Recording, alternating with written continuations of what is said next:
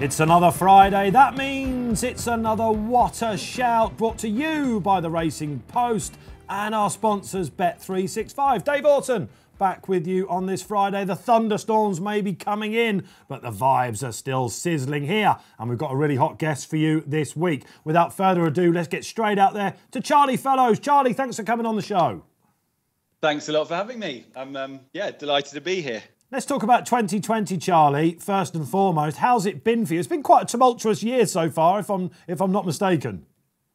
Yeah, it's been a very strange year. It's not been an easy year for us trainers. Without getting my little violin out or anything like that, it's been a rough one. But thank God we've done all right since lockdown sort of got lifted and since we started racing again, and probably what is the most important year to at least hit the ground running, we've managed to do that, and the horses have been flying. So we've been very lucky in that regard.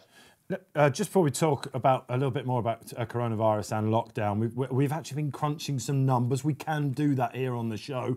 And I don't know, it's been a pretty good year for you since you resumed, Charlie. I mean, 2020 so far, for a level stake profit, you're 38.73 plus, you're up. So whatever you're doing extremely well. You're having some big prize winners, you and Stevie Donahoe, that's for sure. And we also crunched the numbers since you began training. And I'll tell you what, Charlie, sometimes you do this with trainers or jockeys and nothing stands out whatsoever. However, there's a right whopper here that we found. Since you started training, I don't know if you know this, in handicap 3-year-olds, for example, you've got a near 20% strike rate, but for a level stake profit of £134.95. That's something to be proud of, isn't it? I actually did know that. I did know that. But it's been good. It's been good. I've been very lucky. I've got some support from some brilliant owners. I've got a great team of staff here. We have a beautiful yard that we moved into last year. There's very little for me to complain about. We're lucky, and the horses have been doing it on the track. There's still a few glaring things missing from my CV, but there's a lot that we're proud of and a lot that we're doing well. And I think hopefully the few things that are missing from my CV will come into place pretty quickly. But yeah, no, look, it's good. It's good. We're doing well, and I am a very lucky man. You are, and something else to be proud of, Charlie. You became a father for the first time just before lockdown, didn't you? I'll tell you how I know this, Charlie. Not just because it was on Twitter and things like that, and, you know, you're social media-wise, you're very active, but I actually phoned your secretary for a stable tour just before lockdown, just before the Post went to a digital edition. She said, no problems. He's just about to have a baby, but he will get back to you. Still waiting for that call, Charlie. I don't think she ever gave me the message, if I'm honest. Unbelievable, Seat. You want to have it out with her. I have to say, you were top of my list, mate, right at the start. Next year, 2021. I'll tell you what, George Scott goes right to the top of the list. And just before we move on, now, how have you recovered from your exertions from the opening race at Kempton over 6 furlongs on Wednesday? What's all that about? If anyone doesn't know what I'm talking about, Charlie Fellows, the horse, got done a nose in the opening nursery there. Now, he's trained by George Scott. There's something going on here, isn't there? Because I noticed in your future entries, George Scott is entered in the Red Car 2-year-old trophy. Is he entered in the Red Car 2-year-old trophy? I think he's entered in the Tassel sales race, isn't he? Oh, there we go. Yeah. We were just checking there. We were just checking. If I'm on the ball, I have a feeling he's the Book 3 sales race. I got beaten a nose. I'm actually quite annoyed. I think I should have won it. But it was a good run, really good run. I think he's going to be quite a nice horse. I've got George Scott in my yard, who also looks all right. He's probably about 2 weeks away from being ready to run. And George and I do a podcast together. We put a syndicate of people that listen to get to the podcast and bought each other a horse. His is called Charlie Fellows. Mine's called George Scott. They were the cheapish horses, but they actually both look like they're above average, and it was just a bit of fun. Superb. And of course, we used to have George Baker, trained by George Baker. It once was ridden by George Baker as well. And the horse was obviously called George Baker. You're going to have to take out a licence, get a leg up and beat them at that? I think that's very unlikely. I think what we're going to try and do, what we'd really like to do, is we'd really like to race George Scott against Charlie Fellows. That's the aim. Love it. But whether we get there, I don't know. There you go, a breaking here on What a Shout. More chance of Paul Kealy, I think, getting back in the saddle, isn't it? Or indeed getting in the saddle. Back in the saddle. Keels, welcome back. Yes, cheers, mate. Yeah. Have you got something you'd like to ask Charlie? Any horses that are on your radar? I would say ask Charlie. I'd say to punters that, you read the Racing Post, you read quotes in the Racing Post all the time, and you know what it's like, especially with flat trainers. They're a little bit harder to deal with generally than jumps trainers, but some come along and they're just dead honest and they deadpan and they say exactly what they feel about their horses. Now, if you'd have read the comments for, say, Chief of Chiefs, for instance, at Royal Ascot, I mean, I was all over Nahar for that Silver Wokingham, but if you'd have read Charlie's comments for Chief of Chiefs, you could not have failed to have backed it. It was 50-1 the night before. That's what you like to see. Ananasis in the Sandringham. Ananasis in the Sandringham as well, a race that Charlie seems to be very good at winning. Indeed, absolutely. Do we know what's going to win the 2021 Sandringham, Charlie? No, I'm still trying to pick it. Actually, that's a yes. I've got couple of fillies that are doing all right, but whether they're Sandringham fillies, I don't know. But I would love to imagine if we could do the hat trick. We'd have it right off. That would be brilliant. Punters have had it right off as well, because those that kept the faith have been rewarded at massive odds. And from our sponsors, waiting in the wings as ever, Pat Cooney. Pat, great to have you back on the show. Yeah, great to be here, and I'm a big fan of the Charlie Fellows stable, so I'm in good company today, I think. Yes, you wanted to ask him about his stable star. I think we can call Prince of Arran the stable star, can't we, Pat? Yeah, Prince of Arran. I was just keen to ask how the horse is. I remember him breaking his maiden as a juvenile at Kempton on one cold November evening, and he won eventually, but he was doing everything wrong in the race, and he was lugging this way, lugging that way. And I remember saying to a pal of mine after that, he'll be going hurdling. You won't see him on the flat for much longer. And I think about over £1 million later, I've proved well wrong on that. But I think he won off 80 that day, so a marvellous improvement Charlie's got out of him, and a real fan I am of the horse. Yeah, so Charlie, just a quick word of Prince of Arran. What I think the tweet of the week had to be about Enable heading back to Kempton for the September Stakes. It was along the lines of, I thought Prince of Arran was going to win the September Stakes. Along comes the Queen of Racing, of course. Oh, don't write him off quite yet. We could still serve it up to her. That's it. Oh, look, it'll be fun. Look, I mean, we're going to run there, whatever. We're not going to run scared of Enable, just purely because mine, a bit like Enable, he's having a prep run. Our derby is very much not the September Stakes. He loves Kempton. He has to have a run before he flies down to Australia up here, and the September Stakes is the right place to run him. So whether there's Enable in it or not, I mean, it doesn't really matter to us. Would it be nice to win up here? Yeah, because I don't think he's won in England for God knows how long. So it would have been nice to have a weaker race. But do you know what? She probably is going to scare off a whole load of opposition. So it might end up being quite like the race she won. Was it last year or 2 years ago? Where there was only about 4 runners. Yeah, she beat Crystal Ocean, didn't she? Yeah. She beat. I hope there's not a Crystal Ocean in there as well. That would be a real pain in the ass. Play for third. Look, he loves Kempton, and that's the plan. He's in great form. He'll run against her, which will be fun, and then he'll head down to Australia for a third crack at the Melbourne Cup. So before we move on with the show then, Charlie, what are the logistics of that? And of course, it's their Spring Carnival coming up in Victoria soon. I think the boys in blue, Godolphin, are very reticent to take the horses down there, aren't they? But Ballydoyle are talking about it a bit more. They're homing in on some of Aidan O'Brien's runners. How are you looking ahead to November? It's a nightmare, if I'm completely honest. It's a real ball ache. There's a lot of work that's going to have to go into getting us down there. But the guys in Victoria are doing a wonderful job. We've applied for a visa exemption for one of my lads to go down there with him. So basically, he's going to have to do a special. He'll get a special exemption into Australia. He'll have to quarantine for 2 weeks before Prince of Arran lands in Australia, and then hopefully he'll clear quarantine in time for him. For Prince of Arran to land, and then we'll do the normal prep out there. Normally he has 2 runs out in Australia as well. He's getting on a bit. He carries a bit of condition like we all do. Well, I certainly do anyway.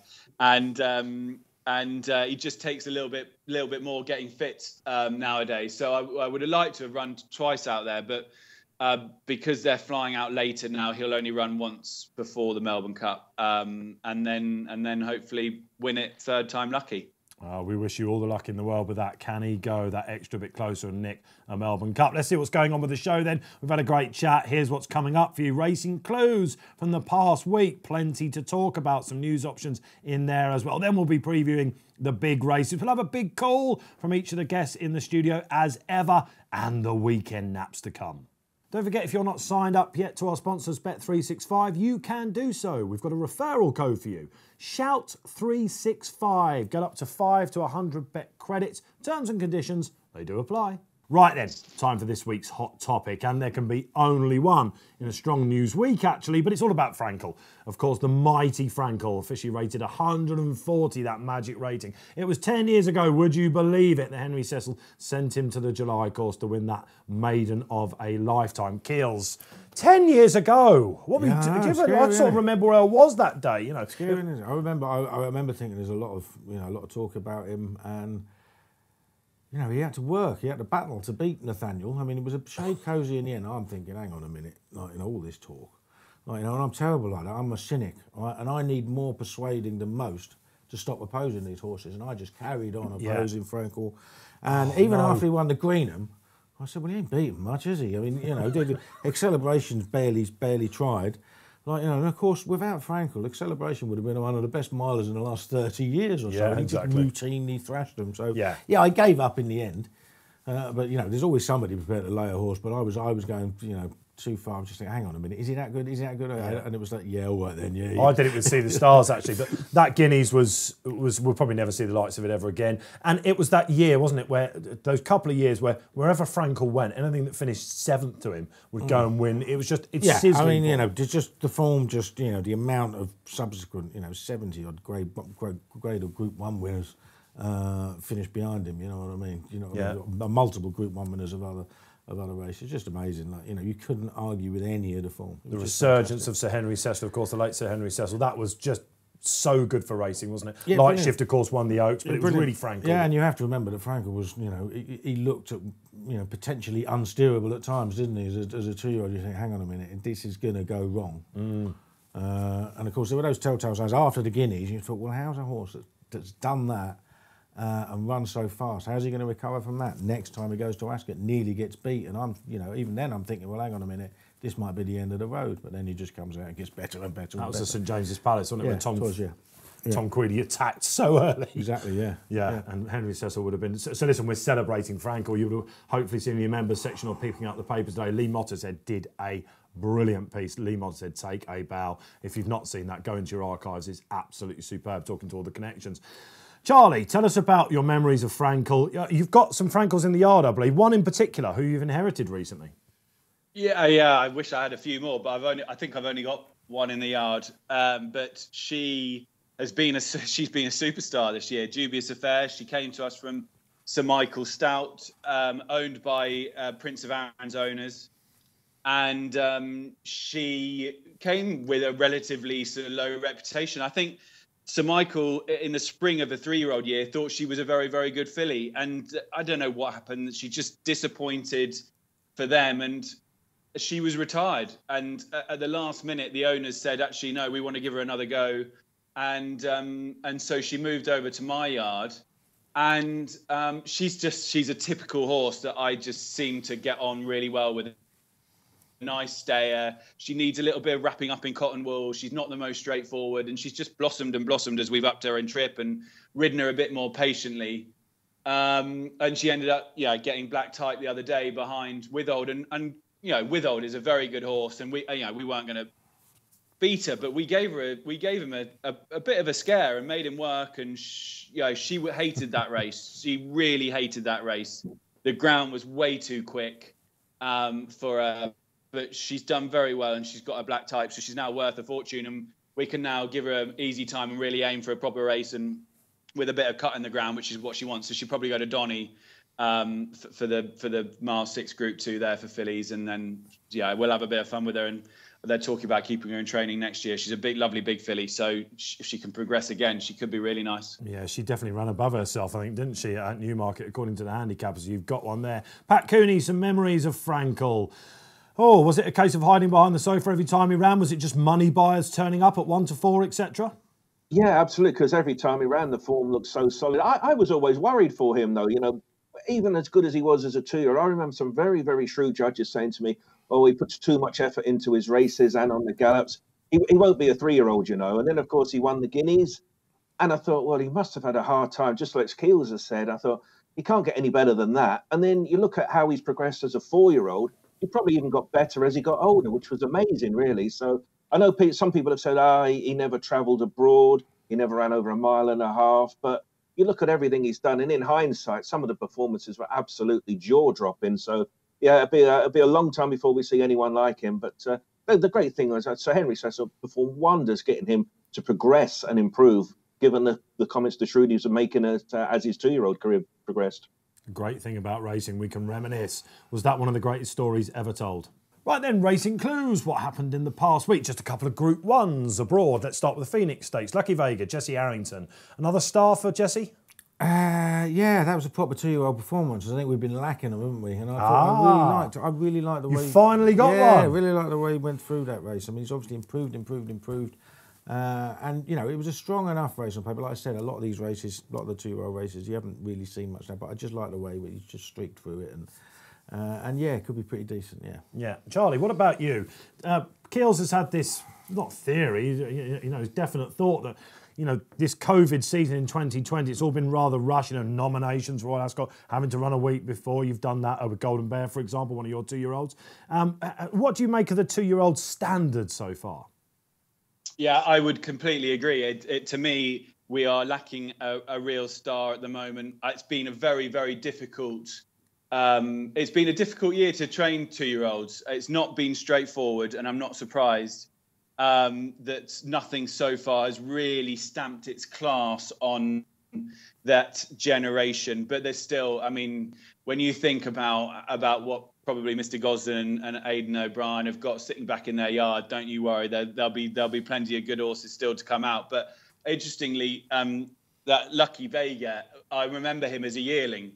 And I remember him very well because he was my number one supporter is Mr. Roy. And at the moment, I cannot buy him a winner this year. I've had a great year, but pretty much across the board. But for Paul Roy, I cannot buy him a winner. And actually, I'm not the only trainer that's really struggling for him. I don't think he's had a winner this year from about 30-odd runners, which kills me. But when it doesn't rain, it pours. Mr. Roy owned Lucky Vega as a foal, bought him as a foal, and sold him as a yearling, and is now looking at him with rather sort of envy and not in particular over the moon with that decision to sell him, even though they made some money on him. But he was a very good-looking yearling, and I was impressed with that run the other day. Yeah, absolutely. Pat, there was also a Group 1 in France as well, the Prix Maurice de Guise. Now, Earthlight was absolutely smashed up in the betting for Godolphin, had every chance. Golden Horde in the race, had his chance. Hello Youmzain didn't fire. However, Space Blues, he's really coming to the party now, isn't he? Oh, absolutely. So was he 4 from 4? And he's, it's a strange trip, isn't it, that 6.5? But he seems to have mastered it, that and 7 furlongs. I would say he's probably just about the best around. Of course, Pinatubo may have something to say about that at 7 furlongs, but I don't suppose they'll ever meet. But yeah, he's certainly the horse that's really, really surprised this season, how good he has become. Where would you go with Space Blues, Kills? Sprint couple? They're talking about the Foray, aren't they? Foray's very much the obvious one because it's the only 7 furlong. I feel sorry for the Foray, do you know what I mean? It's one of these races, isn't it? Where you could say, every year we talk about 20 horses going for the Foray, don't we? Yeah, it's a very good race. But, it's one of those, round the bend, it's a rough race, isn't it? Like, you know what I mean? So you want a low draw. But it is the only 7 furlong Group 1. But there's no prestige for 7 furlong horses, really. I mean, when we consider 7 furlong races, you think of 7 furlong handicaps at Ascot, don't you, automatically? And things like the Bunbury Cup at Newmarket. You don't think, what group race is this? I mean, obviously, we've got one at 7 furlongs at Newbury this weekend. But there's no real prestige about winning races at 7 furlongs. You're stuck between a rock and a hard place. You're not a sprinter. You're not a miler. What do you do? So... Let's talk about him but potentially he's top going class, for the Everest he's as top well. class, Space Blues. He's top class. He's got a proper turn of foot. Yes. Okay, so just a quick word about the 3-year-old sprinters then. Earthlight, every chance, looked quite small when Space Blues ranged up to, didn't he? Golden Ord. You know, I mean, it's hindsight, but I mean, he was a terrible price, really, wasn't he? I mean, he obviously good 2-year-old, but I mean, he hadn't really been tested at 3, and he suddenly goes into a Group 1, proper Group 1, and yeah, he was just an awful price. Just got found out. Yeah, I think so. Second run back, wasn't it? So maybe the third one might see him bounce back a little bit. But at the moment, older sprinters over the 3-year-olds? Yeah, I think so. Yeah, just about, yeah. Might see some 2-year-olds coming up next week as well, before we get on to York and our big shouts later on. They were your racing clues. Firstly, your big weekend previews here on What a Shout. Then the 3 o'clock at Newbury, really good card there. And it's the Geoffrey Freer Stakes, long-established Mile 5 race. Where are we going this? You're the weather expert here. Come on, what's been going on? They've been saying that we're going to get all sorts. It's been sort of a strange week. Thunderstorms forecast all week. It's been a horrid week, actually. Newbury had 7 mil on Wednesday night. That already changed it to good to soft. Which suggested there'd been a fair bit of watering anyway. Not as much as that Haydock, which managed to provide good to soft ground on Tuesday, without a whiff of a thunderstorm anyway. But they had another 5 mil last night, so it's now proper good to soft ground. There's more rain forecast. It all depends on what you get, doesn't it, with these thunderstorms? And I was saying, you know, there's a stream that runs down my road, and it's been little more than a trickle. Right? And then we had half an hour's worth of rain, and it burst its banks for the first time in 25 years yesterday. The pub near the golf course that I play at was underwater. Yeah. Like, you know, and if you get something like that, then we're in trouble. Their takings have gone down then. It doesn't look like they're going to be. It's going to be that severe, but I think we're definitely looking on the easy side of good. So does this all? So that all points to Mirando, right? Yeah, massively. Your only worry is that he was a fair way below form at Royal Ascot behind Fanny Logan. I would say, you know, that was his first run. On Racing Post ratings, it wasn't dramatically bad. I think he got 110. I've forgiven him that. Which makes him, you know, 110 RPR makes him almost favourite for this race anyway. He was second in the race to Technician last year, wasn't he? Yes, he was. And he's a Newbury winner. Really, really good soft ground foot. I thrashed Kew Gardens first time up last season. Yeah. Like, you know, so he's definitely the horse to beat. And there isn't a lot of depth in the race. Alignac is the coming force, as it were, because he's run really well. Only just got beat by Trushan last time. A massive step up in his previous form. Communique, you know, he won a London Gold Cup at Newbury a couple of years ago, but he has not been performing at his full level. So I think Mirando, given the ground, probably one of the most solid favourites of the day. Yeah, a lot of horses that need to make that step up, Charlie, aren't there? Which way did you look at this Geoffrey Freer? So I've got a very worrying feeling, and I'm only saying that for a very personal point of view. But I have a feeling this ground's not going to be as bad as we think it's going to be at Newbury. I think. And you want it to be for King Carney, do you? I want it to be actually for both of my runners, King Carney, and I've got quite a nice horse in the maiden as well, who both will like as soft as possible. They want it as soft as possible, and I'm not convinced it's going to be as soft as it is. And as a result, I'm sort of a little bit more interested in taking on those front two and looking a bit further back. And I was really taken with Hookham at Ascot. And I think Owen Burrows has had a brilliant year. And I just wonder if he maybe is a bit interesting if the ground's not as bad as a lot of people think it's going to be. Did you know you got a 45.5% strike rate with non-handicapped 3-year-old favourites? Did you know that? No, I didn't. I did not know that, no. You have? We crunch the numbers here, I'm not kidding. We absolutely do. So if this horse in the maiden, is it a 2-year-old maiden? It is a 3-year-old maiden. Here we go. We're in, lads. Happy days. So come on, Pat Cooney, can we make this horse favourite? Because we'll have it right off. What did you make of the Geoffrey Freer then? I'm a bit like our learned guest. I thought Hookham might just be the improving horse. Mirando, the form book points to him, but he is 7, and it was an okay run at Royal Ascot. I quite like Hookham. Owen Burrows' stable going well. He won a Royal Ascot handicap on his reappearance. He's in the could be anything section. He's going to have to improve yet again from that Ascot run, but he's the one emerging. So I'll take a flyer and go for Hookham as well. It's all about the weather then in the Geoffrey Freer. 2 for Hookham, 2 for Mirando. Moving on at Newbury then, the 335, another big race preview for you. It is the Group 2 Hungerford Stakes, 7 furlongs. Once again, another stepping stone, if you like, maybe to the foray. And this is a really interesting race, Charlie, isn't it? Have you got a likely winner first and foremost? Okay, so I'm afraid I'm gonna come at this from a different angle. I'm not gonna try and give a tip of this because I think it's a very, very open race. And instead, I'm gonna approach it like a true trainer from the heart, and I'm going to say that purely for sentimental reasons, I want to see Dream of Dreams go and sluice up for Sir Michael Stoute. As we all know, he's had a horrible year personally, a really hard year personally, and that all came to a fore this week with the really, really sad passing of his wife, or his partner, Coral. I know one of my best mates is his assistant. And it's not been an easy year. He is a wonderful, wonderful trainer. And I know they've always thought a lot of this horse. He's a really consistent type. And I would love to see him go and take a big, big win home this weekend for Sir Michael and that team. So for me, I'm not going to try and be clever and give you a tip, but I would really like to see this horse win. Yeah, thanks, Charlie. I had the pleasure of meeting Coral after Royal Ascot one night. It was after they won the Prince of Wales Stakes, actually, last year, and she was just an absolute pleasure to be around. So our condolences to everyone at Freemason Lodge and Sir Michael himself. I am tipping Dream of Dreams.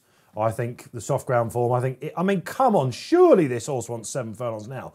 He runs, in a Golden Jubilee, and he gets nutted every single time coming late.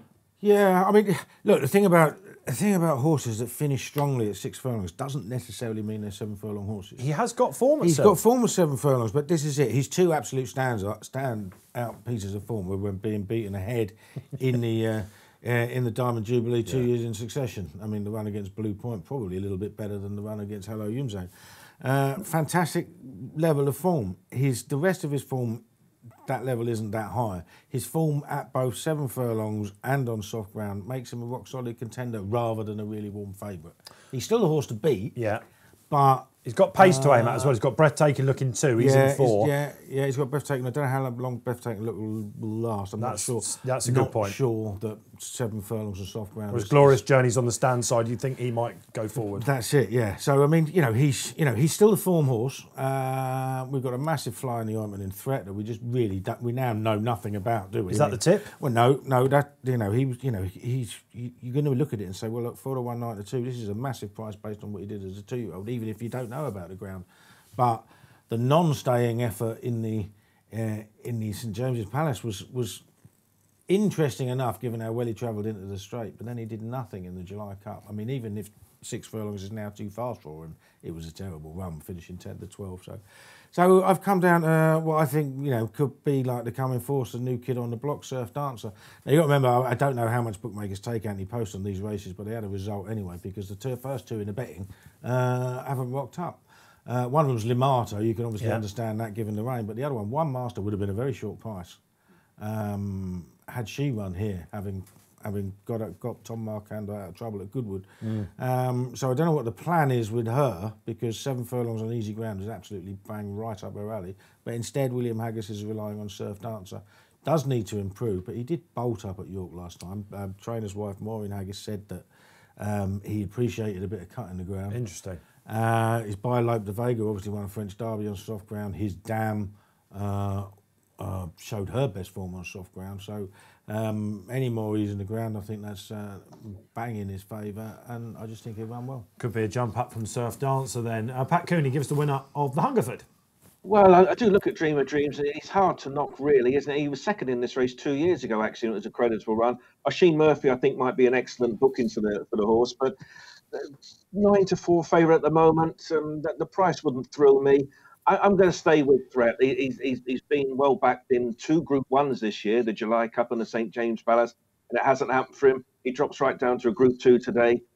Maybe he is a 7 furlong horse, but the honeymoon's beginning to look over with this horse if he disappoints yet again. But I think I could make a plausible case out for Threat as this being his optimum set of circumstances. Lots of old characters then, and some new boys on the block in the Hungerfords. Okay, it's time for the big calls. And we know you love this section, so do I. I'm going to start. We've got Charlie Fellows on the show. Whether or not people know this about you, Charlie, you did have a spell with Nicky Henderson. I'm right in thinking that, aren't I? So, when you say I had a spell with Nicky Henderson, I worked for him for 2 weeks when I was 14 years old. So it's on your website, man. It's on your website. It's like, I've worked for Lee Freeman. I've gone. It's all of a sudden Nicky Henderson's at the top there. Well, you need to, everyone on their CV sort of over elaborates a little bit, don't they? This would make perfect sense then, because you have got a dual purpose license, haven't you? Yes, I do. And you've only had one jumps runner. That's all I can find. Yes, one jumps runner. Now listen, we're talking about you having stunning strike rates. June looks really good. Obviously, Onassis is out there, and Royal Ascot as well. But you have got some really, really good months. If you look and break down Charlie's figures, he's a real target trainer. However, there are 2 months that stick out as being absolute sore thumbs. March, for example. Come on, man, you can get some of these absolute super stayers. We can have a good March. It's something like called Cheltenham. Would you ever consider having a runner there? Do you know what I've always said? It's on my bucket list. Because remember, I was 5 years. I worked for James Fanshawe. That is actually true. I didn't, I haven't made that up on my. We're going to fact check this. So he has been a remarkable trainer of hurdlers. And when I was there, we had Spring Gym ran in the Supreme Novice while I was there. We had a couple of other good jumpers and. I'd absolutely love to train some jumpers, but I've always said I'm not going to just muck around with some 80 rated hurdler. If I'm going to do it, I'm going to do it with something that I think will be a decent hurdler. And I've got one that I'm going to go and school probably in the next couple of weeks. Prince of Arran. Their Spirit, who's not a bad little horse. Not Prince of Arran. Prince of Arran. I do not an Prince of Arran, one not run Prince in the of Arran. Kingwell and then champion hurdle. Or maybe stayers. He could, what I mean? Melbourne Cup. We want to say, listen, Prince of Arran isn't going to go. One horse that I'm really interested in, before we move on, Charlie, is Lord Halifax, who is a horse that absolutely tore the track apart at Kempton when he was right. And since, I think he's had excuses. Am I right in not jumping off this bandwagon yet? Is he one that could go over hurdles? He is definitely one that could go over hurdles. He's a half-brother to quite a decent hurdler in Ireland. He is not easy to train. He is a little bit soft mentally, and if things don't go absolutely perfect, he panics and he gets really tense. And when he does that, he flips his palate. I don't think he's got a wind problem. But I just think he needs absolutely everything to go right. And so he's going to run in about 2 weeks' time. We're going to go back to Kempton where he sluiced up in February or whenever it was. And he's going to run in a tongue tie. And I just hope that he'll relax and that he'll find that more enjoyable. And I think if the biggest mistake I made with him was he bolted up at Kempton and then I ran him back under a penalty at Lingfield around a track that didn't suit. And it just came too quickly, and I think it slightly fried his head. And he's one that I'm sort of wrapping up in cotton wool and desperately trying to get back. Yeah, he's got ability, but he's going to test me as a trainer. Great insight there from Charlie Fellows. Paul Kealy's big call is going to come later in the show, so we will move on to Pat Cooney before we go to Charlie. Yeah, I think the Flat Jockeys Championship is something that normally gets good coverage in the press, but not a great deal of money around. But I think this year is almost done and dusted. I think Oisin Murphy with 4-1 on. I think he'll just about get over the line. But I think it sets up well for next season, because I would imagine Oisin, he'll be travelling a lot more this time around. And then you just throw into the fray the likes of Tom Marquand, William Buick, Ben Curtis and Holly Doyle. That would be a great story if she had a crack at the championship. So I think next year we'll just get a sustained interest in it right the way throughout the season. So normally it's something you price up at the start of the year and then just tend to forget about it and have a token look. But I think we're going to have to be on our toes as bookmakers next year because it could be a real vibrant betting market, that one. Fascinating stuff. Charlie, have you got a big call for us?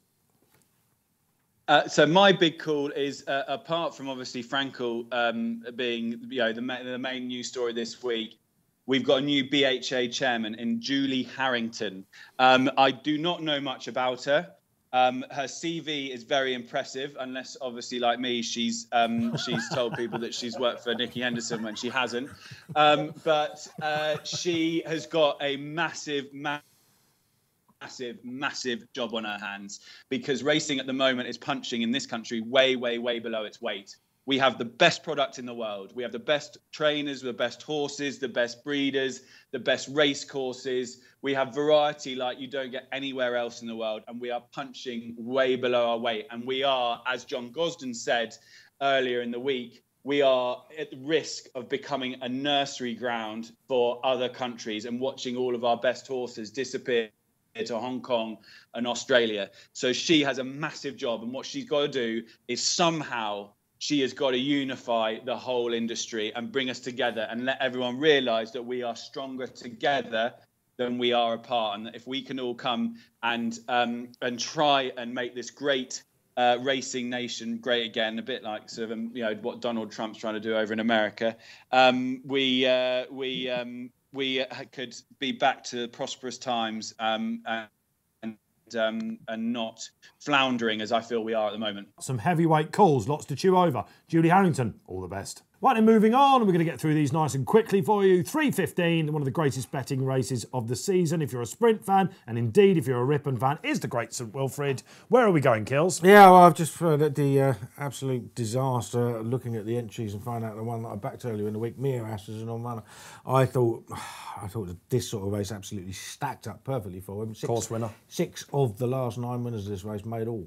Right. It's just it can be a hard track to come by. They split into 2 groups. You can get all sorts of trouble in behind, which put me off Gimme 5, who obviously was my horse for the Stewards Cup, which, got a great ride that day by Kieran Fallon, who's back on. He's got to have a chance. But I think Motor Galley is the one to beat now. He's got stall 20, progressive, absolutely bolted up, just travelling just behind the leaders last time, smashed up Chill, who won very easily himself at Ascot last week, and is now £9 higher. And I think Motor Galley is going to take a fair bit of beating. Do you think he'll go off Fav? I think he'll go off Fav. I think he'll definitely go off Fav now. He's in stall 20. And I think he'll hopefully sit behind 1 or 2 and not loads. You know what I mean? The pace looks sort of middle to high, doesn't it? Pace looks middle to high. And I think he's going to take the world of beating if he gets a good position.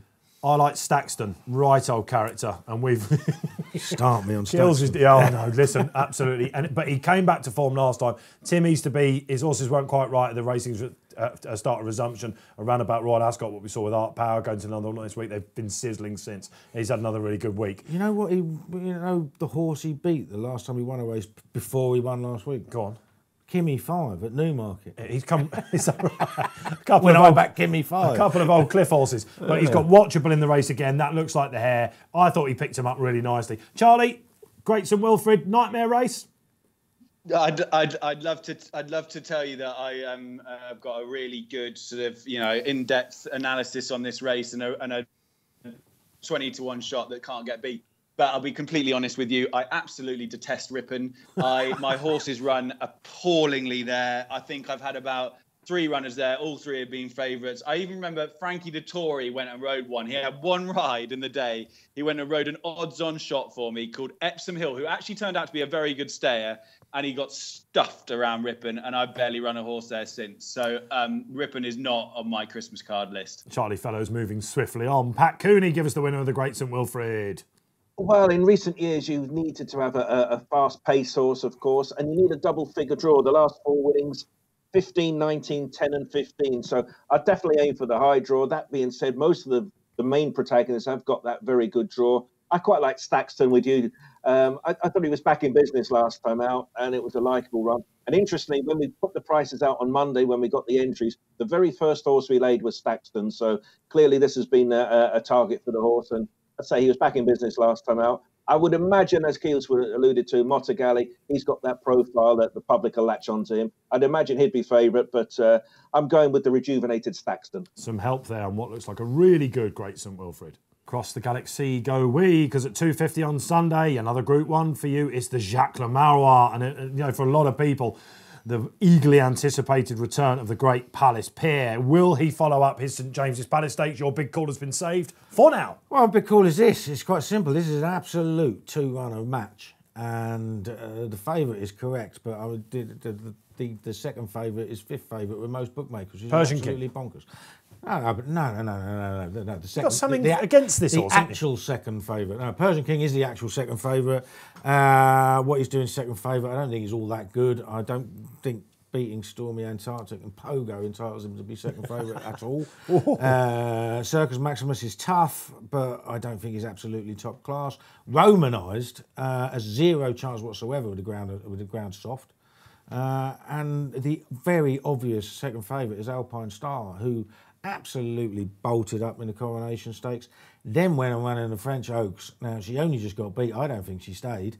But the winner has come out and won the Nassau. The third's come out and absolutely bolted up in a Group 3 at Dover recently. I think she should be second favourite. I think she should be about 5-2. She is 13-2. She's going to have to be my bet. I think it'll be very hard to beat Palace Pier, but I'm going to do the reverse forecast. Forget the rest. They will be first and second. Charlie Fellows, Jacques le Marois, sizzling race? So yeah, it is an absolute. It's a cracker of a race. Interestingly, I've always slightly not sort of felt. I don't know. I've always been slightly dubious about how good Palace Pier is, and you can't take away the fact that he won the St James's Palace. But back in the spring, I ran a 3-year-old who I believe is one of the nicest horses I've ever trained, called Jewel in the Sun. He's a See the Stars, a very good-looking horse. He ran at Newmarket in a mile novice, and he finished second in a race that the forms worked out pretty well.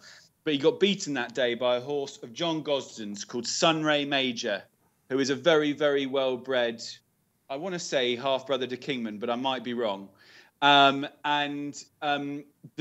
dogs were barking before the race. It was a bit of a Frankel thing, and they said that this is the best 3-year-old they've got, better than Palace Pier, better than all the others. He duly bolted up, well, won very nicely, but he's since disappointed. He was very hot-headed that day. Mr. Gosden nearly even pulled him out of the race. They were struggling to saddle him up. So he's obviously got a little bit of temperament. But as a result, I've always been slightly dubious about how good this Palace Pier is. But the form is on the table. He's done it. And he's clearly a very good horse. But I don't know. I'm just not sure if maybe I sort of would slightly would side with Kills and have a look at Alpine Star. I think she's got a lot going for her. Jessie Harrington, everything she touches at the moment turns to gold. Again, she looks a really, really decent filly. Bit of love then for Alpine Star. That was fascinating, wasn't it? Me and you were squirreling like a jewel in the sun. I'd never heard of Sunray Major. Now I want to know. Now the next question is, where does Jewel in the Sun go next? Sadly, Jewel in the Sun has got a screw in his fetlock. He's not going to run for the rest of the year. So, which is devastating. That's the game, Charlie, isn't it? Wow. Yeah. But hopefully he'll be back as a 4-year-old. Yeah, and that's Jewel as in, a fencing Jewel, not Jewel in the Sun. Yeah. While Charlie was giving us all that insight. Well, afterwards, by the time he comes out and returns and wins at like 8-1 on his return after 465 days, we'll have both forgotten the name of it, won't we? Sunray who? Jewel who? Good luck with him. Hope he does get better. That is very interesting about Sunray Major, though, isn't it? Pat Cooney, the Jacques le Marois. Yeah, I just presumed Palace Pier will win. I thought it was the performance there at Royal Ascot. He's priced up on the basis of what he's going to go on to achieve as well in his career. And I think John Gosden was very quick to nominate this as his next target for the horse. So I'll go with Palace Pier. I get the Circus Maximus Romanised. There won't be much between them. There wasn't 12 months ago. Alpine Star, that's an interesting horse. And if you're looking for value, yes, you could make a good case out for her at her current price. The Persian King price, I think it's just dictated by Andre Fabre, the trainer. And again, he has a solid chance, but without the wow factor. I suppose Palace Pier already good enough on the book and the potential to be even better. So the price wouldn't thrill me, but likely winning, yes. What a race preview that was. The Jacques le Marois 250 Sunday. Time for the My Racing double then. 2 at Newmarket to be getting stuck into. The 2:05 look no further than Sir Michael Stout's Boss Power. And half an hour later, the 2:40 Caravana. Good luck to the boys at My Racing. Time for your weekend winners then. Looking forward to this. I'm going to get mine straight out the way. Staxton for me. Think he'll takes out the great St Wilfrid Kills. Go on. Yeah, like a horse called Jabath at Newbury. I think it's a 220-ish. Another one trained by William Haggis. thought it shaped really nicely on soft ground at Haydock last time. Jim Crowley has chosen a FAC in the same race, so not 100% sure about that. But Stevie Donohoe rode Sinjari to win the John Smith's Cup for him, and I think Jabaf shaped really well. He's got more to come. Yeah, Stevie Donohoe. Perfect seamless link onto his boss, Charlie Fellows. You got a winner for us, Charlie? So this afternoon, Pontefract last race, I'd be disappointed to see Mankind get beat. They've missed the rain, loves the quick ground. The visors turned him around, and the form of his Ascot run couldn't have worked out any better when the horse of Roger Varians won at Ascot last weekend. 2 to look out for. They may not win this weekend, but put in your notebooks. Barron Hill in the 1.5 mile maiden. Lovely, lovely big scopy son of Kingston Hill. Made a really nice debut at Wolverhampton. It all might come a bit too soon at Newbury, but he's definitely a stayer to look for going forward. And I run a horse at Chepstow. I don't know if the ground's going to be soft enough. I want some more rain for him. But a horse called Boma Green made a lovely debut for Jeremy Nazida last year. He has not been easy to train. He's had his issues, but he's A1 now, and I'm hoping he's over the worst of it. And he is a very nice horse as well. But I want a bit of rain at Chepstow. I won't risk him on quick ground. Lovely, Charlie. A Friday nap and 2 to follow from the yard. Fantastic. Pat Cooney, complete the 4-timer. Yeah, I'm off to Newmarket for the 4:25, the 1 mile fillies handicap. There's a horse running here of a mark of 75 based on only 2 races. And it's number 10, Clinician, trained by Sir Michael Stout. And she ran ever so well, went 5th to Stunning Beauty at Newmarket. I was there that day, and they all looked pretty decent horses that day. She could have gone the maiden route, but Sir Michael's throwing her into a handicap of 75. I wouldn't imagine she'll be 75 for too many more times in her career. So Clinician for me, number 10. Superb stuff. There are your weekend naps. It's been a great show, isn't it, Gills? Yeah, good fun. Really good to have you back. Big E-ball week coming up. Yeah, looking forward to it. Batash or not to Batash? I think Batash will win. I'm against him, actually. We'll have to wait and see. I've got a feeling a 2-year-old might just capitalise, or maybe even Art Power. It looks like the gamble. Charlie, my good fellow, thank you so much for joining us. Thank you very much for having me. Really enjoyed it. Thanks, boys. It's been brilliant stuff. Pat Cooney, as ever. Enjoy the weekend. Pat, you staying home or getting out on track? No, I'm at home this weekend, but no, I thoroughly enjoyed today, and good luck to Charlie with all his runners. Absolutely. I'm sure our viewers will say that as well. Don't forget, if you want to get some feedback in for Charlie, some questions, or Keels, or indeed Pat, or myself, you can do so just below, whether you're watching on YouTube, Facebook, Twitter, hashtag What a Shout. Get them in. We love to read the feedback. So that's it from me, Dave Orton, signing off. The thunderstorms are out there. What a better time than sit in front of the telly on Saturday and Sunday afternoon and relish up all that superb racing action. Don't forget to gamble responsibly. Big week coming up at the eBoard meeting. Don't give it all away now. Do, however, download the free Racing Post app. You can do that on the App Store or the Play Store as well. Until then, enjoy the sport.